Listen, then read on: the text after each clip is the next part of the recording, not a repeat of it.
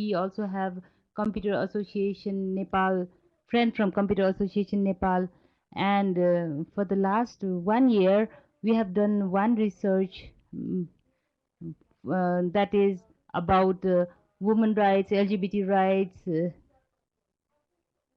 and how these activists of LGBT activists, women activists are using internet, and what is the online form of violence.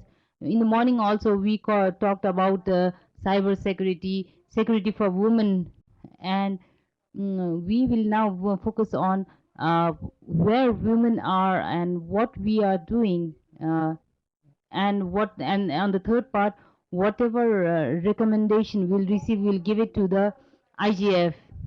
And today we have 5 speakers, and first we have Sunena Pandey. She is from Computer Association Nepal. She is also a secretary of Computer Association Nepal, and if she can update on whether the women have proper access to internet, whether they are able to use Google, and what is the status of women in Nepal.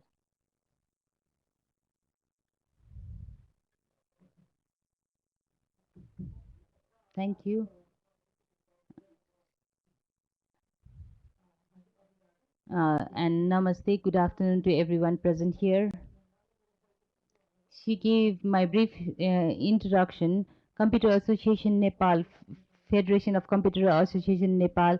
I'm working there in my second tenure as a secretary, and for the last 6 years I'm associated with this, with the CAN.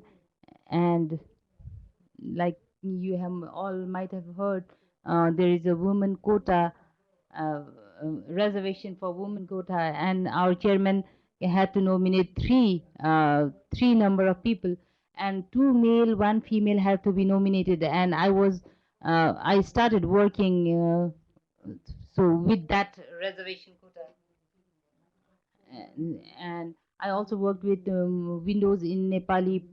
That is a project that was to be, that was a translation project, and I worked in that. And for the last 5 years, the company called Techno Global, I worked there as assistant general manager. That also work only for the Microsoft. It is a it is like a distributor, and I look after Nepal and Bhutan.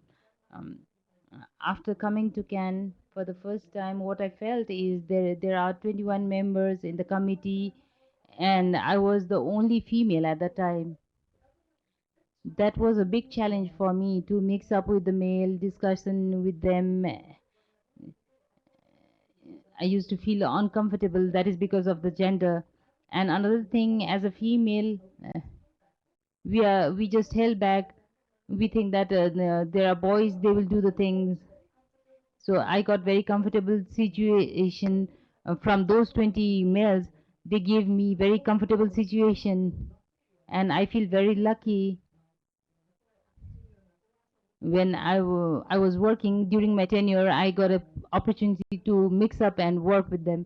Maybe others haven't received that privilege, but I got this privilege. And second time I got the role of secretary. I run for the election in CAN also.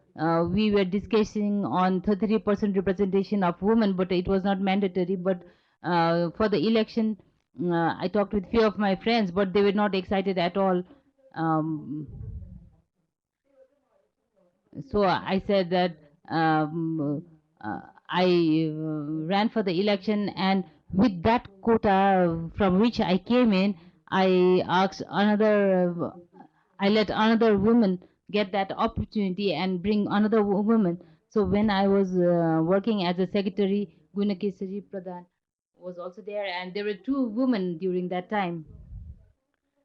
So I think that women need the intervention in IT. I feel they need to be encouraged. So I opened a company. I have, and for the membership, I requested many people. I am trying to have a committee of 7 members, and to look for 7 people, it took 4 months for me. So what I thought was to take a name from different sectors, women from different sectors. One is Ratantara Boide from banking sector. I requested her, but luckily she agreed. And another is from TU professor. She was involved. She was a professor for 6 7 months. So when I asked her, she said, "I'll ask my family and then confirm." So I asked her, "When can I call?" Then she gave me her number, and after calling her several times, at last she said that I'm not able to join. So I said okay, and then from academic sector, Timila ji joined us, and from Nepal Police, Silaji joined us, and from Nepal Telecom, Gunakesari ji, she was a manager at the time. Now she is a director. And Castrating Private Limited also. I was also from the private sector, but I wanted another one from private sector. So Gujeshwari Dali, she was working in castrating, and another was Techno's organization, and her name is Resma Shrestha, and another one was from media. Her name is Saraswati Pradhan. So now we have a 7 member team, and that team is very active, and we are working in various districts.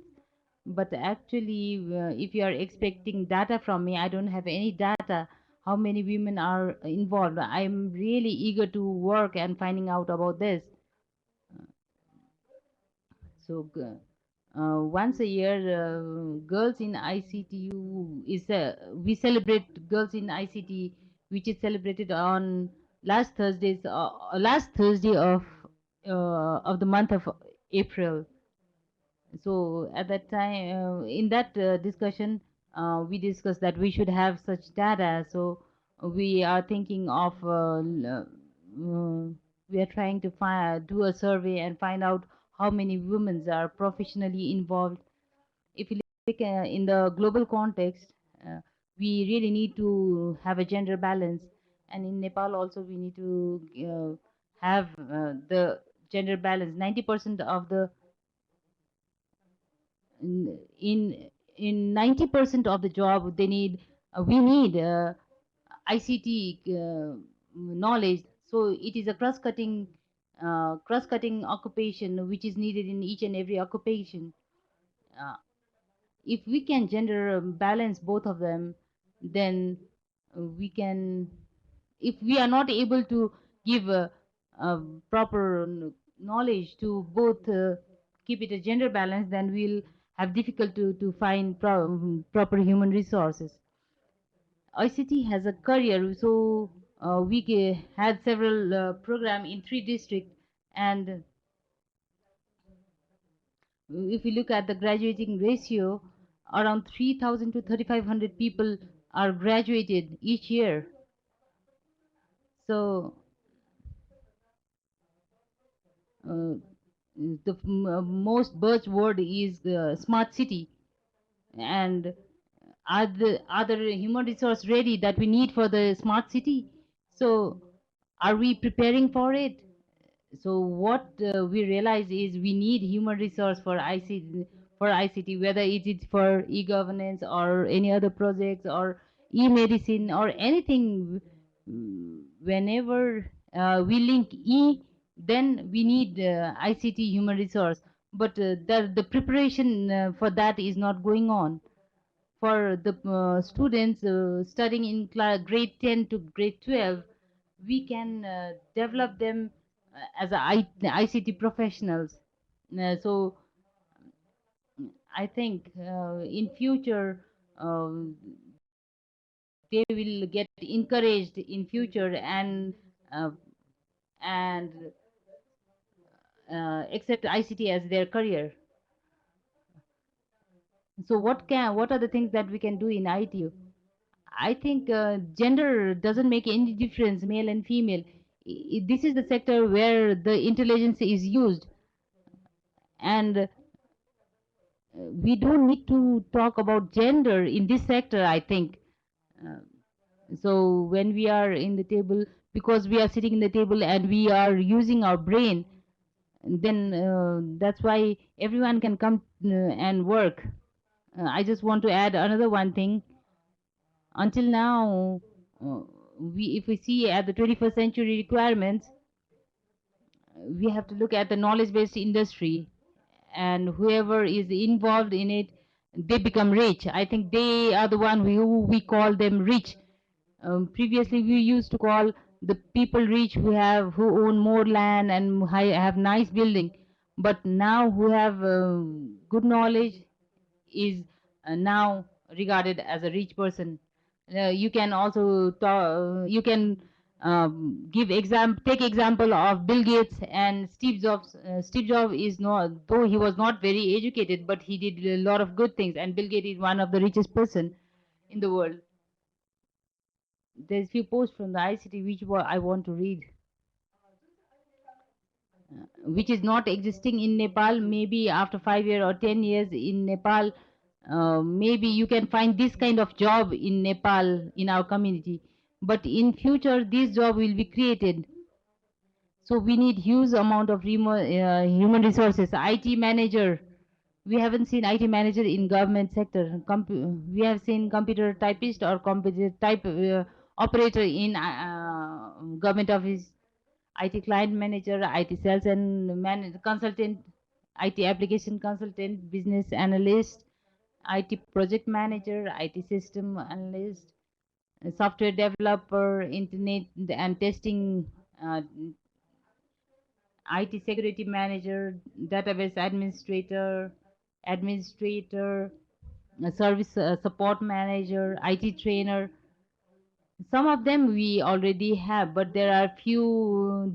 All these jobs are not existing in our country. But maybe after 5 years, 10 years, we will have this job. So I would like to encourage all the female uh, to take interest and contribute towards the IT sector, and whatever requirement is there, because 51% of us are women. If we can give input in this sector, then we can contribute a lot in GDP. Thank you, Sunena ji. One thing is clear is, if we talk about gender stereotype,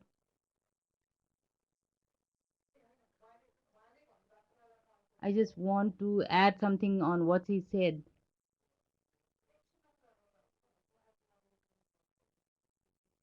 Uh, so basically, if uh,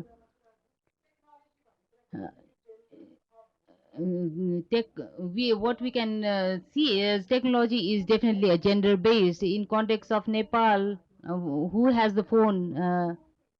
If you look at geographically also, we need to most of us are living in Kathmandu, but once we are going out of the Kathmandu, then we can see who has technology in their hand. If there is son and daughter in the family, then the internet access is given to the son. New phone, son will get the new phone, and daughter is given the old or second hand phone. So young women participation and engagement in ICT, or some of them are involved in social media manager or graphic designer. But I think this 5 year after 5 years the scenario will change.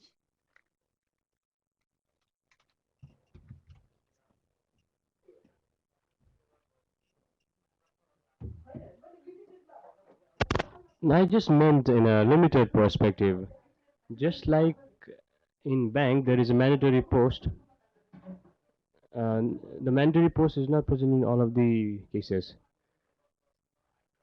We have more than 50 IT engineers, IT director, and four of them are already in the joint secretary level. So because this data should be corrected immediately because it might give you a wrong message. The job description which you described, most of the job which you have mentioned, the job list runs in my office as well. So in offices other having bigger size than us, they have this job list, and these are in a growing pattern. But currently we are available to job post.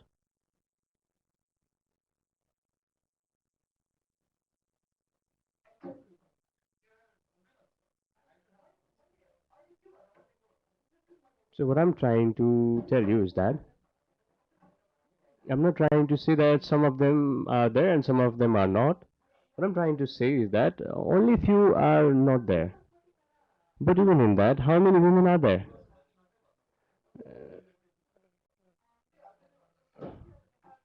Especially if you look at ID policy in Nepal 2000,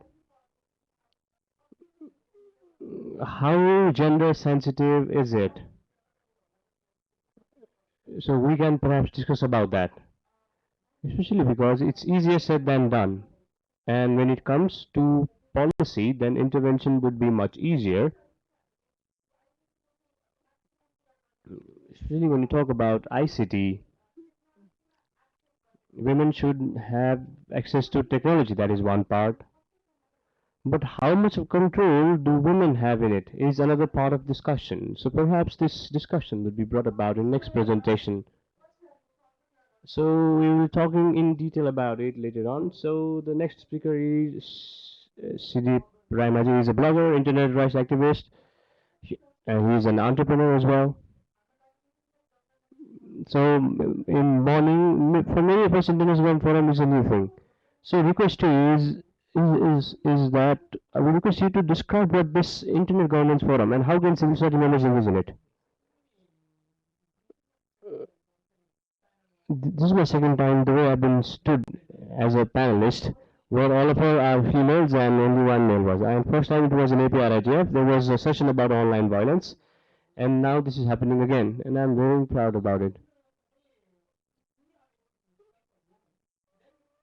If we are able to respect the women, then certainly our responsibility is to advocate equality, and we have to definitely have to push women empowerment. Whenever we talk about Internet Governance Forum, I have been involved in this forum through Internet Society. In 2007, out of the blues, I searched Internet Society and I became a member. This is how I became the member. And after 2013, I started contributing into IGF. 13, 14, 16, and in 17, I have my own proposal as well, and I'm also going there. And apart from that, I am involved in APRIGF. So basically, Internet Governance Forums, if you ask me, then it is an open platform, open dialogue, where if you look at it, then internet was created somewhere in US by technical people. There was a project of military, it was handed over, and it kept on passing and trickling down, and a sense was generated which said that only the technical community is bearing, but this is expanding so much.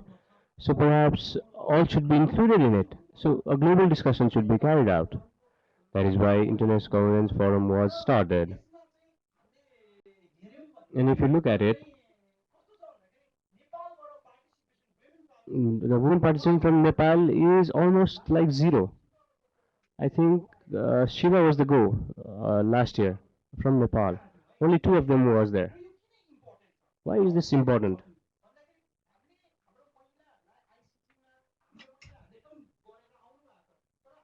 Our women, they have been working in ICT, but our focus should not be in ICT. Their should be in internet governance as well.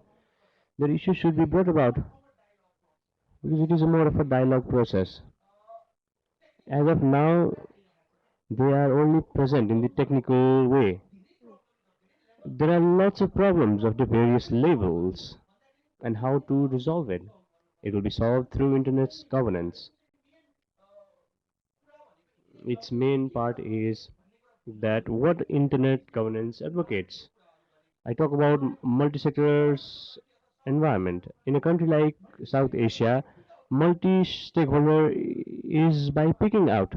It should not be open. It should not be transparent. It's like that. And whatever they want, they get it. Internationally, they bring something and without discussing it, they mix it in the government. But but this governance, internet governance is an open platform. People come here, they express their issues, so it's a lobbying platform where people can come and join and talk. And apart from that, when we empower women, not just in ICT but also in internet governance, it is very important. Internet is not about big countries. Internet is not only for developed countries. Every year when I go to IGF, this is something which I often debate about. Asia is not dependent on India, China, or other country. The Nepalese are also there. Our issues are also there. More or less, it's related, but we have a different issues with internet. Women have their issues, so we have to start the entire procedure right from our core values. Some of us are present here who are IT students, but if I ask them what are the core values, do you know about anything about core values? Nobody knows about it. So the basic core values of internet is there. And internet governance incorporates overall thing and it governs overall thing. It also talks about the entire procedure, how the entire internet ecosystem is managed to make it more effective and policy friendly. And this is where we should be focusing about. And it also does the lobbying relevant to it.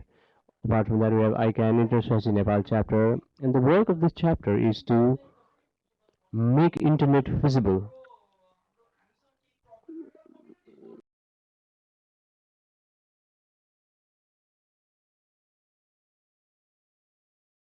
It is also like a community forum.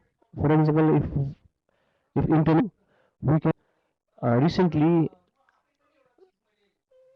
I myself also witnessed something. It was a very strange thing. There was a new social media site, bingo.com. You cannot operate it going online, but through app it runs. So lots of men and women in Nepal, they stay online, but they are not aware what might happen from it, what are people doing from it, how are they recording it. So the awareness is not there for them. The basic thing, which basic the Internet Government Forum uh, fundamental thing is that this is not like a conference. It is like a forum where people should engage more and more. They should engage in dialogue. They should talk about issues. And the voices which is brought about from here, it will be drafted in a certain document. And IGF, it is a multi-stakeholder platform and its main core values are openness and transparency and also inclusion. This is the energy. This is for youth. This is for people like us to bring change. And through this forum, we can launch program, we can get networks. There's so much possibility, but we are confined within ourselves only. So we have to reach out for everything, and that is done by collaborating with more men and women. And if women are lacking behind, then more and more number of women should be brought in front. More and more we need to train them regarding the core values so that our voices would be heard. Right policies will be formed, and right laws will be formed, which will facilitate us. So ultimately, it is going to help us. So we see lots of rigidity everywhere. In some of the sites, there is some sort of rigidity is there. They say that they should not be allowed in many sites. Now this is change. Change is always resisted. So young people like us are coming up, talking. They should speak about issues. If you want data, because the most important and most lacking behind part is data. No matter which sector we go to, we don't have data. So ultimately, the point is the work of this forum is to make people aware, to bring all of the people and prepare such a document which could be used to push the government as well, so that the government could also make policies by referring to it. This document will be submitted to the UN as well, and this would provide further help. So through this open forum, how can people be made aware about internet governance? Because in our curriculum studies, it is zero. Nobody is taught about this. Internet core values is also not taught. It should be taught, it should be included, and the voice would be raised from here. Thank you. And the way Sridhar talked about internet governance, do you have any questions which would help you to understand more clearer about this? Some of the people are working in IT are there, but there are certain students as well. Some of them are from CSO as well. Do you want to know more about internet governance firm? Especially what I'm feeling right now is internet governance forum is like a space which which helps us to guide how the internet in Nepal should be like. So we should be able to lobby with the IT companies as well as the government. And the difference that I found here is that access to IT and access to internet government, there is a slight difference. For example, if we talk about IC and information communication technology, for example, in Nepal there is a project, and the project says all of the youth uh, should be given laptop. This is for the ICT development. Okay, the youths might get the laptop, but the information that they get from the laptop, would they be able to control it or not? We are in a society where we have not understood about the sexual factors. We are not open about it. If you talk openly about it, if you need some information about sex or sexual health, where do we go to? We go online. If you want to know something about our body parts, we go to online because we don't have any offline space, whether it's as male or females. For females, it might be different experience. For males, it could be different. But we need online space. But in online space, we don't want people to monitor or track us. The Nepal government and IT company, they can track us. They can track where I go to, what I eat. But this is an issue of privacy. So perhaps this is somewhat related with internet governance. This is what I've understood. So we will be talking more about this.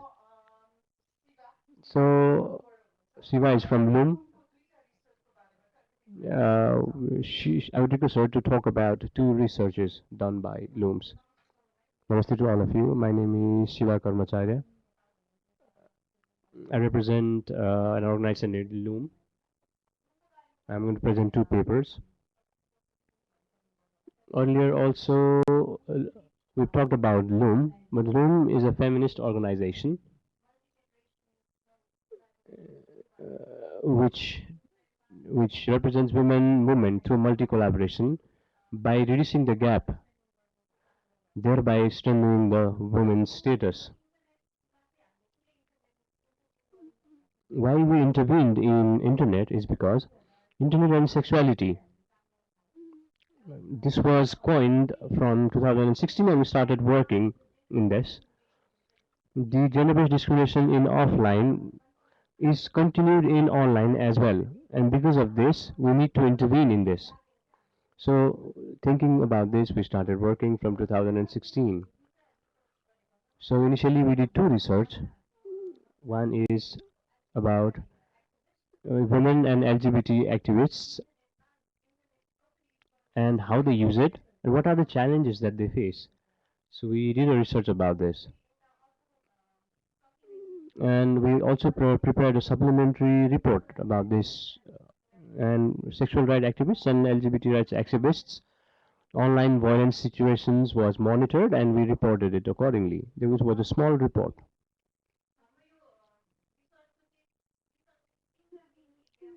So this research focuses on main three areas: youth, freedom of expression, and another is what are the safety strategies. So we mostly focused on these three strategies. Talking about research methodology, it's both quantitative and qualitative. We use both of these techniques. So we surveyed 99 people from sexual activists, LGBT activists, and apart from that, 25 qualitative in-depth interview was also carried out.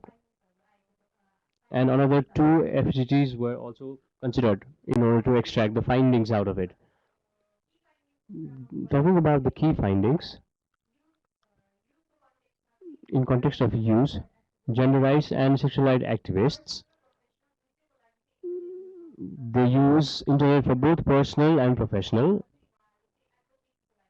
and they use it for advocacy and also for organization communication and networking. And another was access to information, access to sexual content.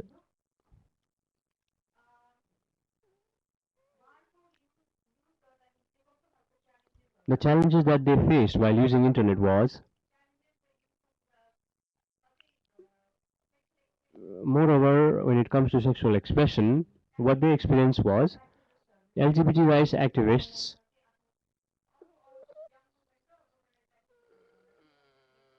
they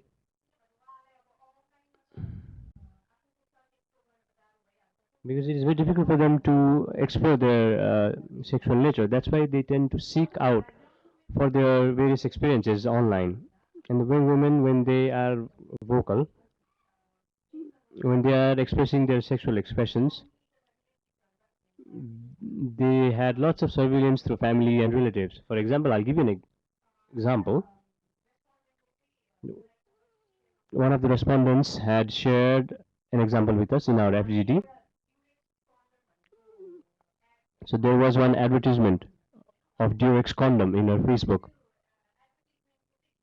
because she liked the song of that advertisement, and it was somewhat awareness related because it made people aware about use of condom.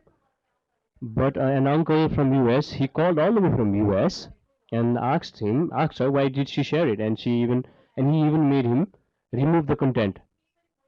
And from that time onwards, before posting any of her views or opinions, whether it's social media or other platforms, before she would do it, she started thinking a lot about it and she shared it with us. What this shows is that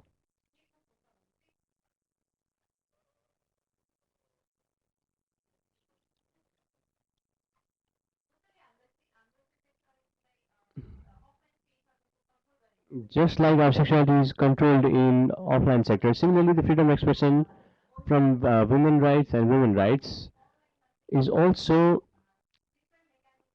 restricted via different mechanisms. This is what we can understand. And another challenges and risks. 88% respondents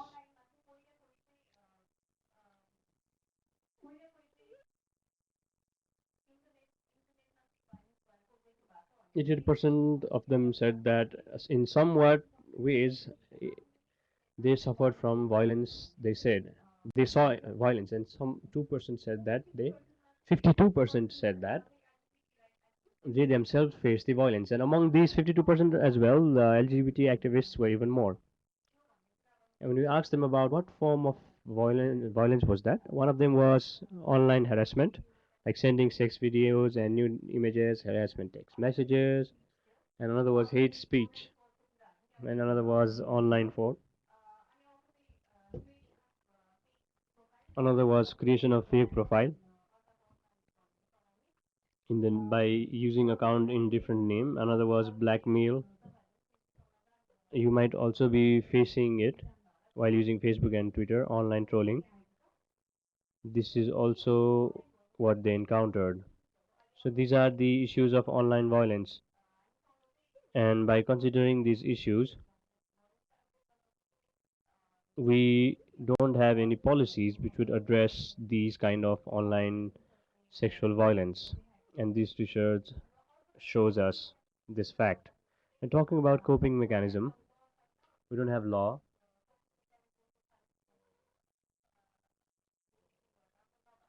and because we don't have a good coping mechanism, we self-censor ourselves. For example, when there is online violence, if there is mental stress, we stop ourselves from using it, we deactivate our accounts, we stop using internet. So these sort of coping mechanisms are used by people. And this is what I have to say. And uh, we will be launching this research in September. It will be published in September. We have printed a short summary of it as well. If any of you want to go through it, I can provide it to you. Thank you. So let's open this forum now. Three of our speakers have already spoken. So in order to make this session more interactive, if you have any questions or inputs, let us talk briefly about this as well.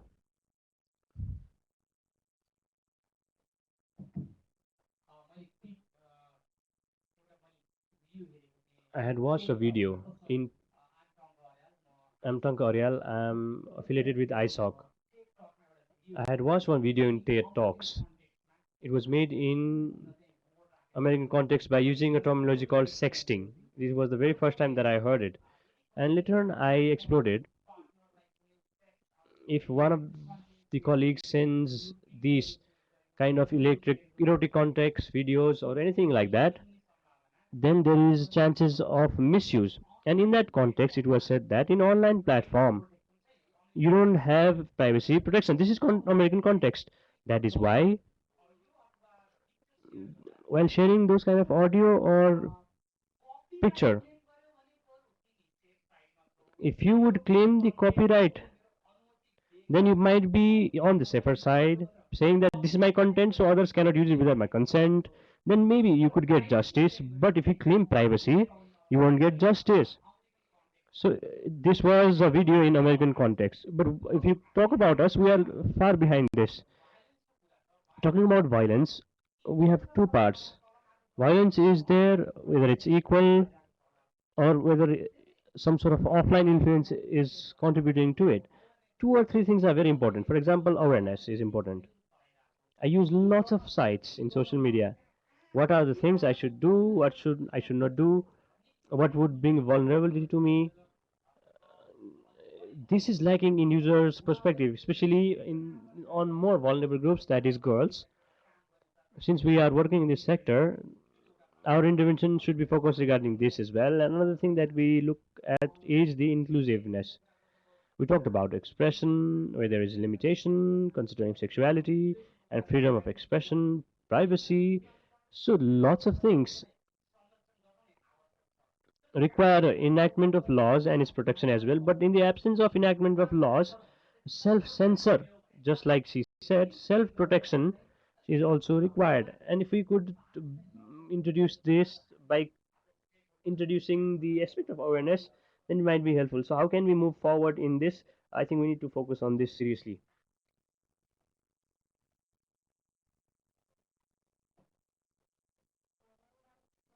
My name is Ismir Aryal. So I work in the disability sector. Three of the speakers have already talked about this. So perhaps another speaker might also talk about it. But I like to ask small thing generally the kind of harassment that is going around through social media. One of the main issues is lacking. That is what you said. But international level,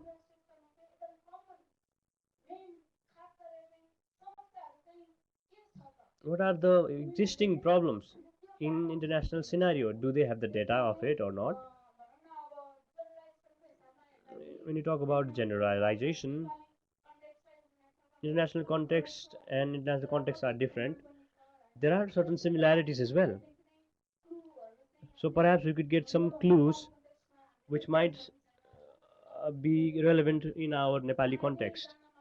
So I would like to know about this. So in the international level, do you have any relevant data which is linked with social media and more particularly ICT?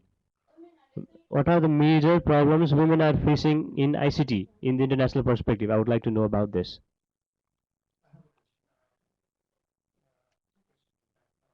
I have a questions, two questions in fact. One is about the opportunity for women, and another is about more harassment and all those stuff.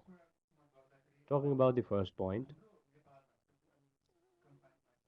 I'm confining myself to the national perspective. Whenever we talk about Nepal, we say women do not get opportunities. She said that women's participation is almost zero in certain roles. Is it that women are not getting opportunity? Is it that women are taking the opportunity? I also represent private organization, and ILG is also from private organization. Whenever we call out for hiring, for job posting, women's applications are very, very less. Perhaps we need to work more about grooming. We talk about women rights and all those things in a joint platform, but even in the internal platforms of women, do we take more about taking opportunities, getting motivating, training them, getting to the positions? Do we do those kind of exercises? Second question about internet-based harassment and all those stuff. My thinking is, my thinking is harassment is harassment. I don't think it's harassment against women or men. Harassment is harassment. I don't think it should be sex differentiated. So these are two questions. I have a comment.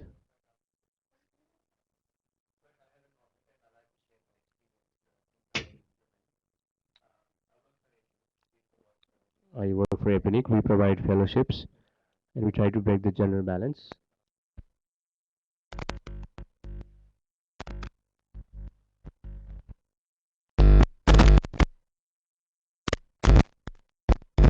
In the females.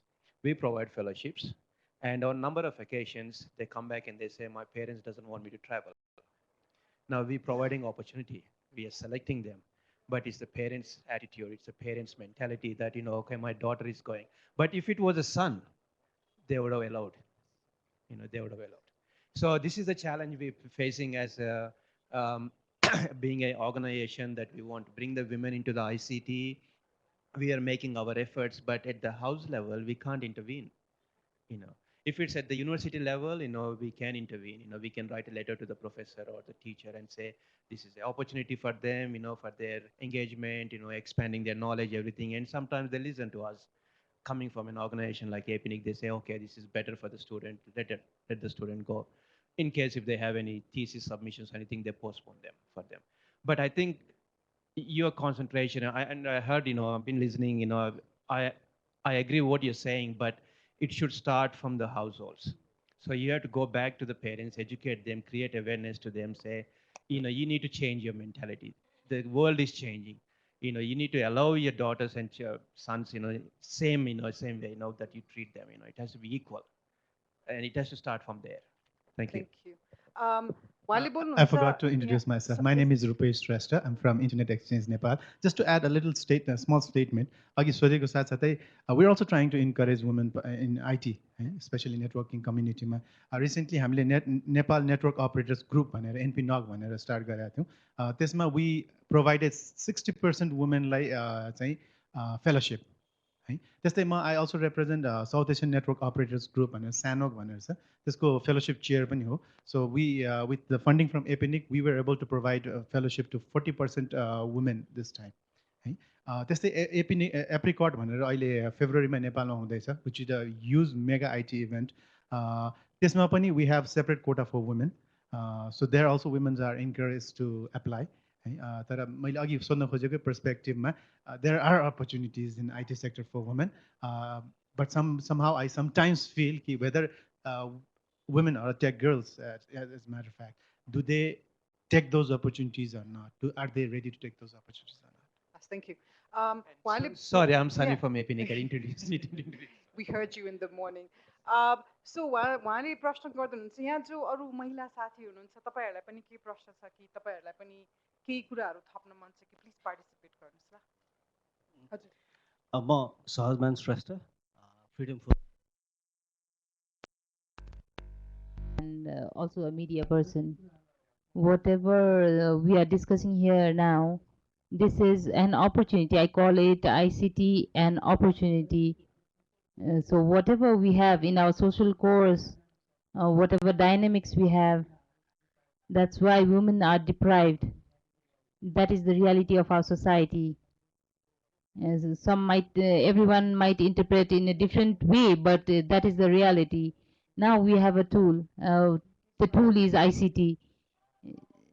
So to come up and to be equal or to do some advocacy, or women are actually empowered to prove that, and to show the to expose the success indicator, or they should get an equal opportunity, the voice that says that they should get equal opportunity. I think ICT platform have to be utilized to the maximum level, like she also indicated, uh, that women, how we are in a difficult situation.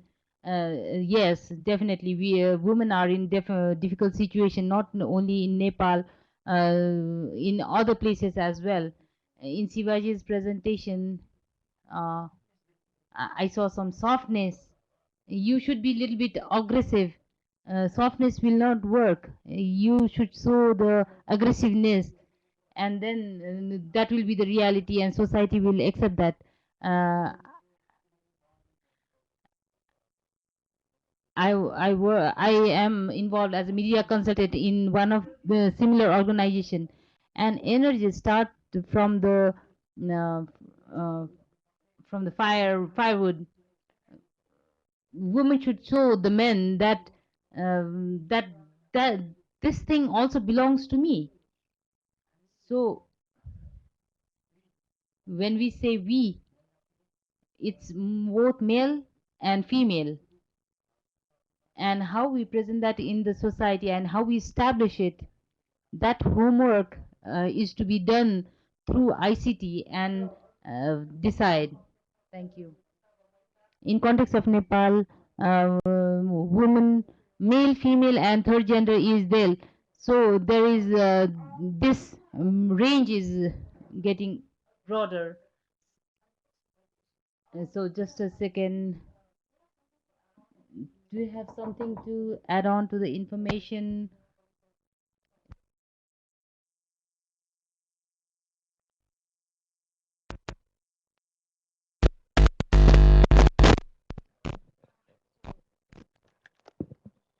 Yeah, so adding to what Sunny mentioned of the cultural taboos which we have in terms of women actually not only getting into STEM studies, but also after studying to get into jobs, the kind of issues which you face, that women not coming for jobs, because many times I have heard in various countries that girls are educated, but they're not allowed to work. It's just for marriage purpose it helps. So that's also a challenge. Second is when women actually go to work and then they have to take breaks in between and they want to come back.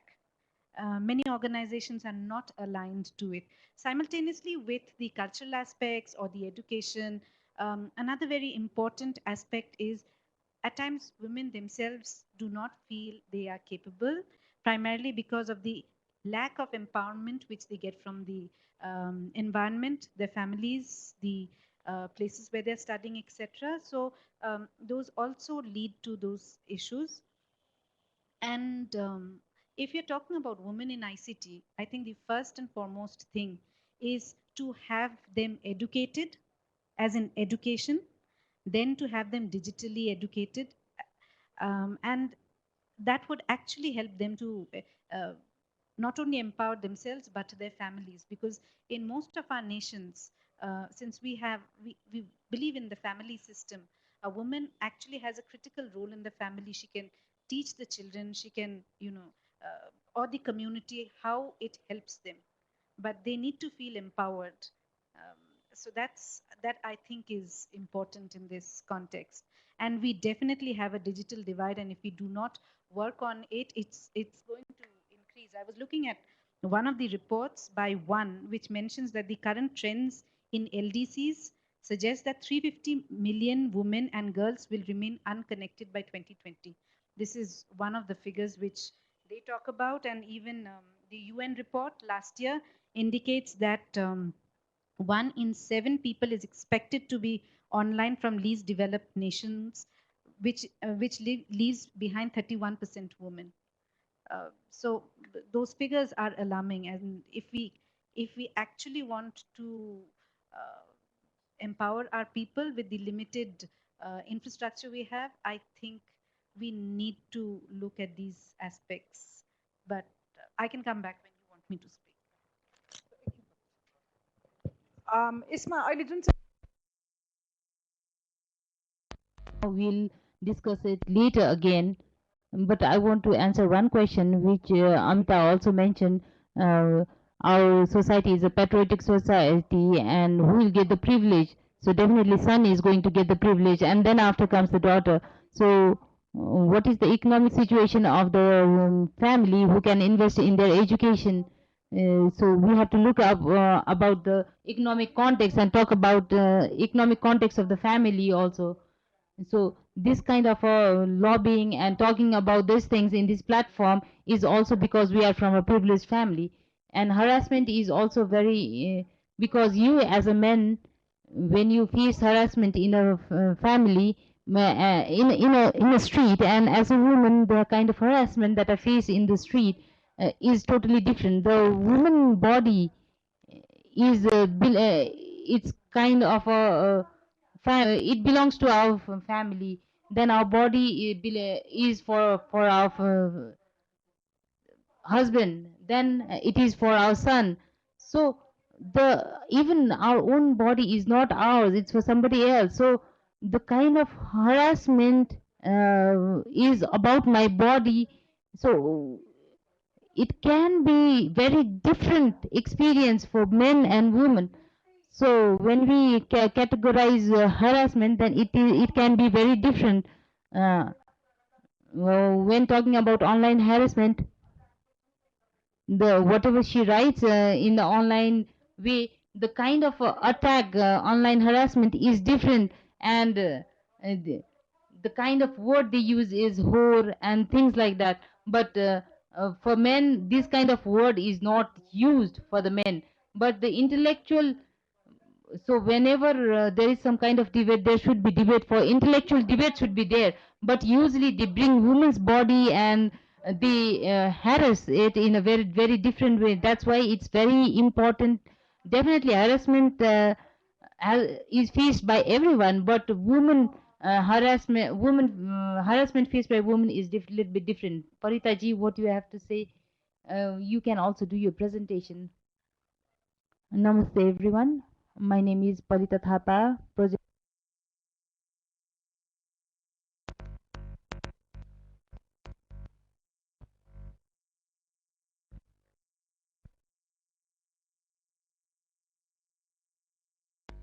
it should be more aggressive.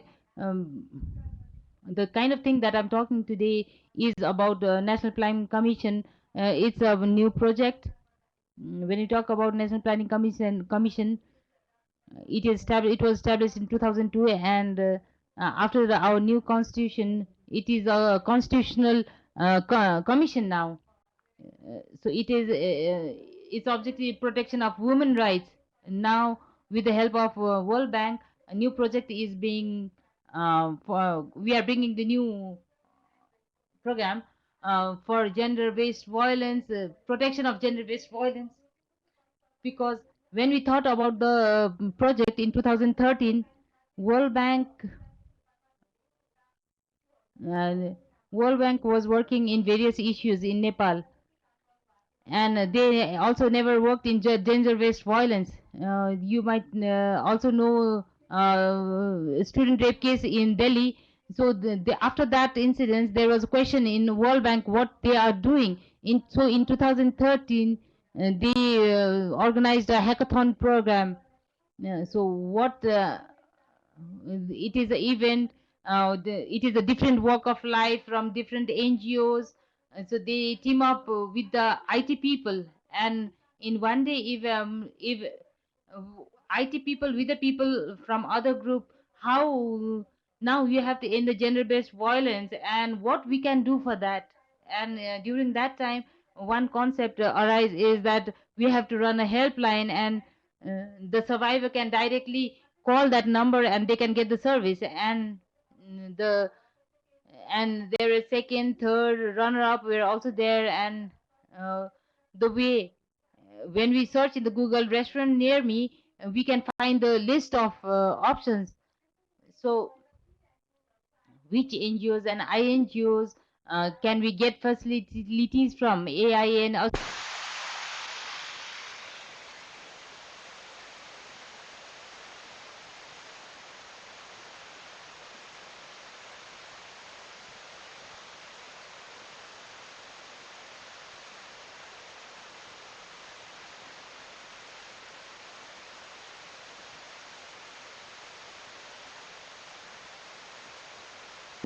I apologize.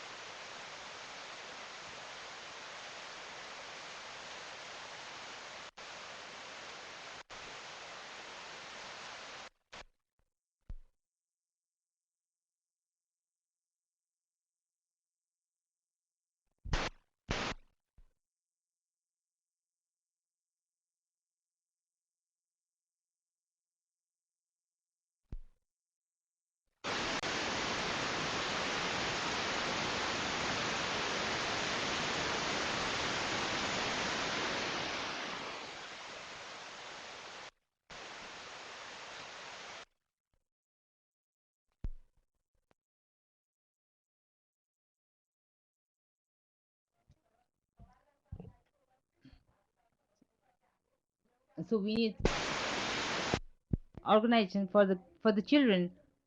So this basically. So whenever some victim calls the women's committee, then they will get the service. And the main thing is that we will maintain the confidentiality, and their identity will be kept confidential. They will given a code, and then they will get the service, but their identity will be kept confidential. And the kind of secondary services, we are for that we are having a meeting with various government bodies, NGOs, INGOs, because we have seen many mental health cases, but we don't have a proper mental health care work. There are few NGOs, but they lack funding.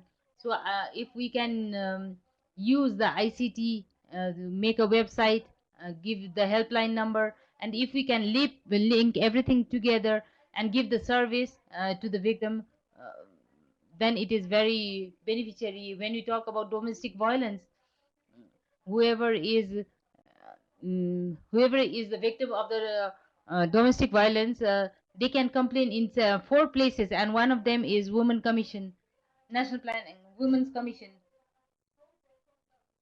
So we have also seen that whenever the women file the complaint, they don't get the prompt response for it.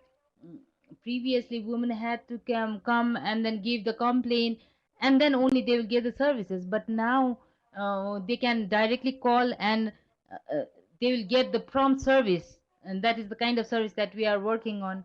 And we are also talking about internet governance. There is definitely some positive aspect and negative aspect, pros and cons. Like Sunena ji said, National Women Commission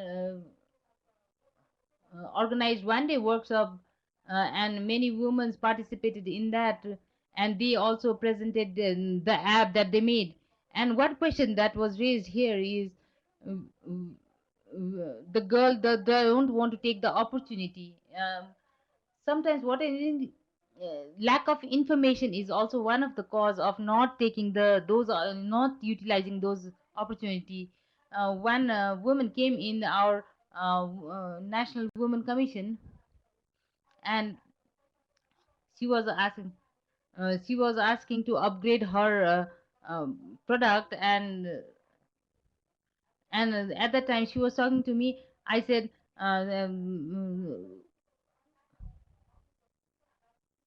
then ICT girls in ICT day was being organized on that, and I suggest her to go there and show her app, and then she can utilize that platform. Later she went there, she utilized that platform and she got the funding to upgrade her product. And another thing that we need to talk is we don't have proper laws in place. So if there's some kind of violence or cybercrime, mm, now it's a situation where we have a separate unit of cybercrime. A lot of cases of cybercrime is happening. DSP Roy was there from the cyber unit, and when we raised that question, uh, he said that the number is increasing, the cybercrime cases are increasing, and he said that there are there are many cases where uh, woman gives the name password and username to the very close people, and their profile is being hacked, and later it is being used against them. So that is the kind of crime that is happening, and the mostly it is the women who face those kind of violence. And what we can do to stop this violence, so that's why we are also working on the prevention part. In most of the forum when we talk, we blame males, but what we think is why not engage men and boys. This is not something we have tried, but what we are trying is men in voice, is that we are piloting it, men in voice. It is being piloted in Bhaktapur and Nuakot. We are a constitutional mandatory body, so we have a plan. We are talking about 744 unit.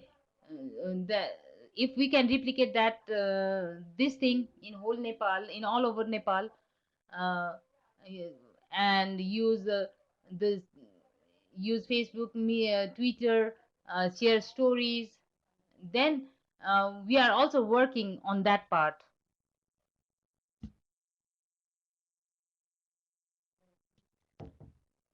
When we are talking about women in ICT,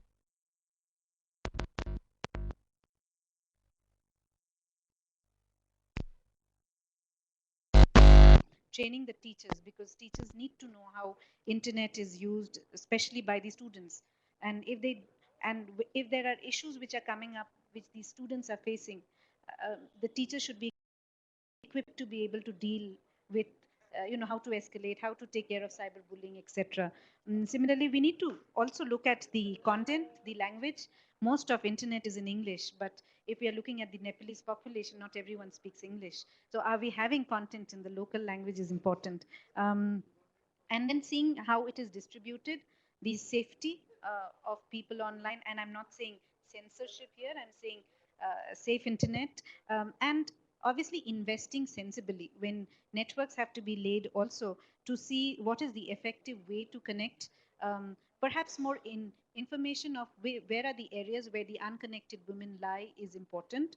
And build the infrastructure for future, not for, the capability should not be for now.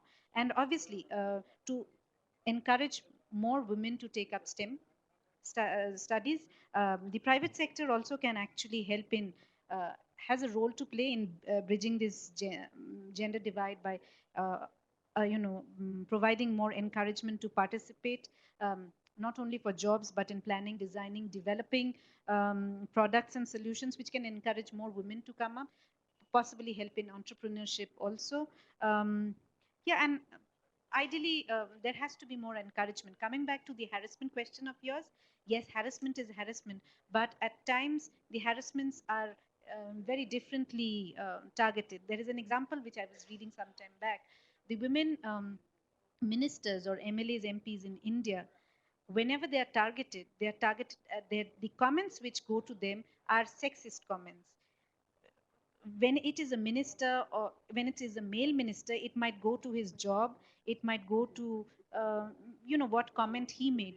But when it is a woman, it can go to her looks, it can go to her personal things. So that kind of, as in they are harassments, but those are personal harassments which they would never do to their normally do to their male contact. I'm not saying it doesn't happen, but it does.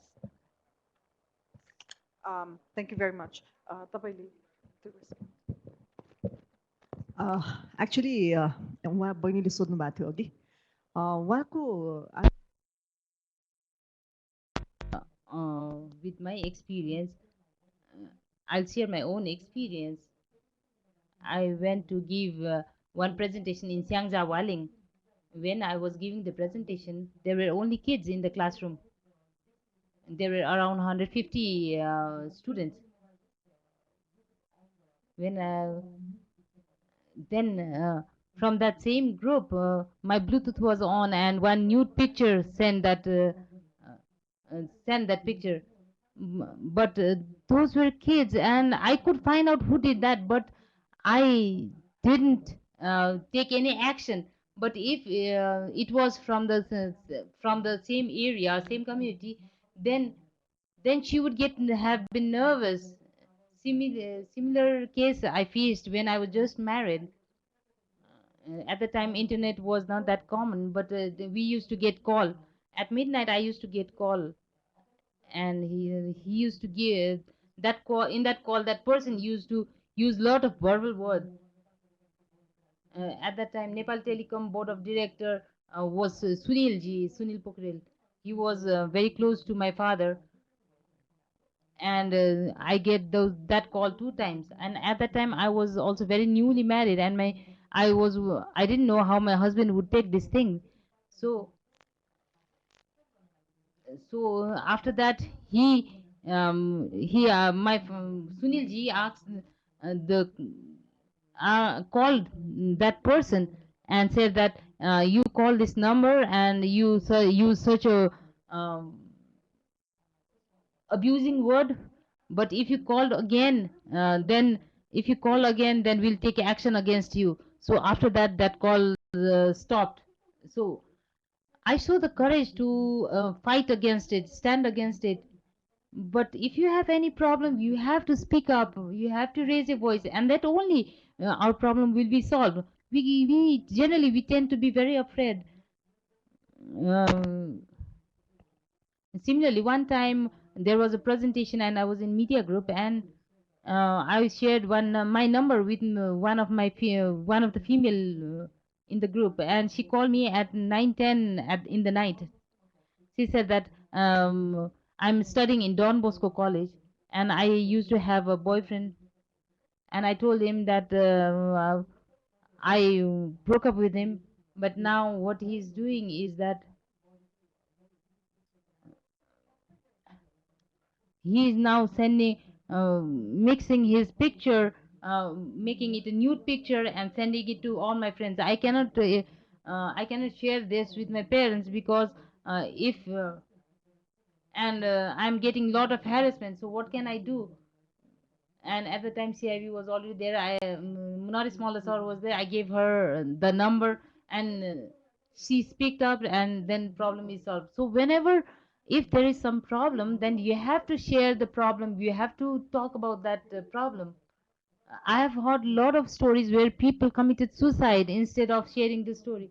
It's not only fault of that person. Sometimes some other person's mistake. Some other person mistake uh, is also there, so you have to share the experience. Without sharing experience, it's not possible. So my daughter is now 14 years old, and my son, I also have a son. So I have a son is very small. Last year I stopped my internet access at home. Mm, so most of the time my girl was chatting with her friends, and every time whenever our family is having a dinner, she always was busy playing with the internet, and she always was isolating herself and talking to her friends. I'm a working professional and I work in the ICT, and I'm in that level. But now I have stopped internet connection in my home because I'm not able to give that kind of protection and security in the family. So that's why what I do is I give her my phone and I ask her to use in front of me. I give her mobile, I give laptop, but the situation is very difficult. I want to give her the internet access, but I can't give because I have to protect many things. Because tomorrow, if some bad incidents happen, the I am the one who will have to suffer. So talking about male and female, whether they can accept it or not, ICT is too complicated subject. You always have to be up to date with the technology because technology is so fast growing and you have to be up to date each and every time. uh, when I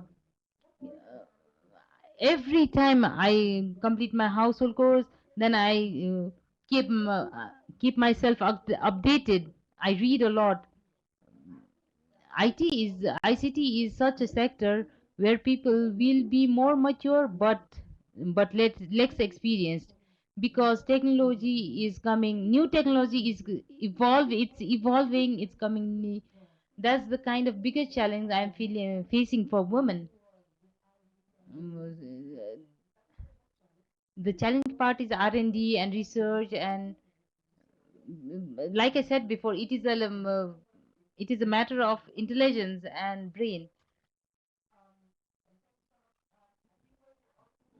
So at 3 o'clock, next session will start. So to wrap up this whole session, like she said before, she talked about cyber security. When we chat, the child, whether the child can be safe or not. Uh, if you really want to use it, Telegram, Signal, uh, and one another app, you can use these apps, telecom wireless app. Like when we talk about social thinking, social norms, social values, which is little bit discriminated the thinking, this has to be changed, and we have to start from the household. And the person who will start working on it is me, you, and all of us. How we can change it from our own house? We have to take initiative for it. And second is, when we talk about awareness, what thing we have to be aware of? Technology is very complex. Every day it's evolving. Mm, many of you have learned about Google Memo, about it yesterday, where you can also see many things in the technology and IT sector in today and tomorrow. We will also discuss on other various topics, important topics. And when you talk about opportunities are available, but how to access that opportunity, that enabling environment is not there. Who will create that environment? It can be done by our society, by our family. So we have to invest on the STEM: science, technology, engineering, and mathematics. Personally, I don't like mathematics at all, but as a young woman, we have to encourage women in the to pursue their career in this. And also talking how we can work together with the IT companies, uh, and how we can engage with the private companies. And uh, we also talked about online violence. We definitely need to talk much more about it. What is online violence and why online violence is taking place? I think we all need to discuss more on it. So thank you for your time. And Siva also has the press release of the of our release. So thank you so much for the time. Thank you.